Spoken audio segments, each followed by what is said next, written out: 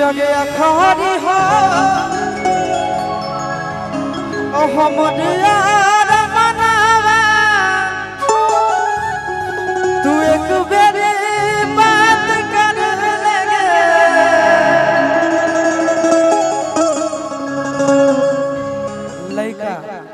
लड़का ही एक ऐसा चीज है ना कि अगर जिसके प्रति एक बार मुँह गया यानी वो जिसको एक बार दिल में बसा लिया वो कभी भूल ही नहीं पाएगा। वही लड़का कहता है, लड़की का तो शादी कहीं और हो ही रहा है, लड़का कहता है कि एक बार यार ना कुछ करो तो जाते जाते वक्त एक बार मिल लो, तो कहता है कि अगर खाली हो हमर यार मनवा तू एक बेरी बात कर लगे कि अगर सोना यारा भरती पटनावा में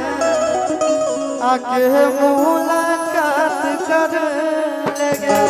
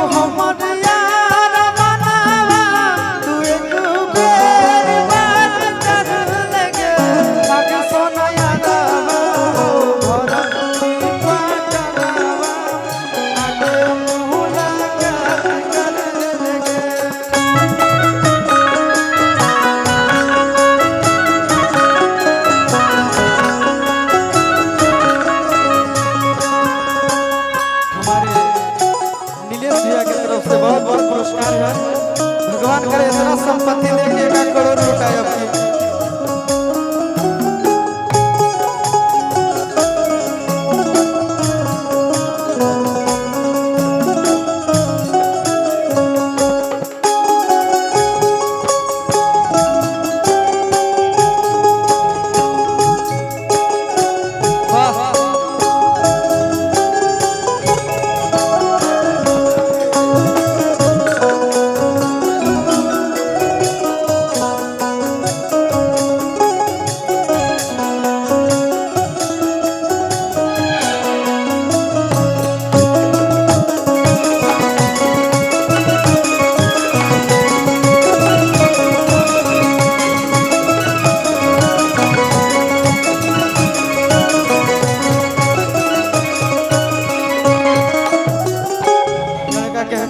बड़ी प्यार से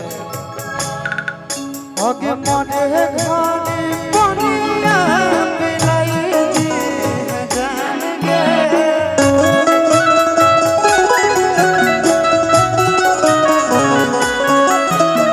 माने है खाने पानिया पिलाई जान गए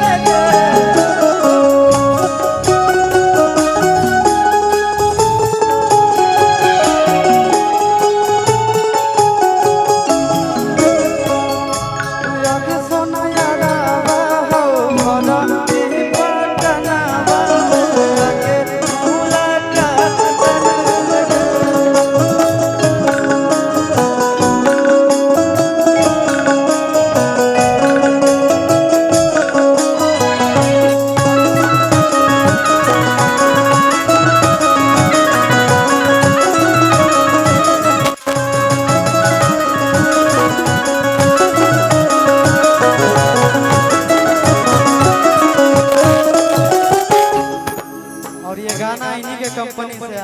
रिलीज हुआ था मिनी एंटरटेनमेंट के माध्यम से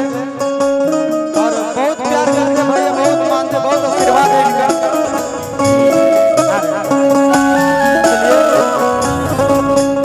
अब लास्ट में हम पूछने गए आपका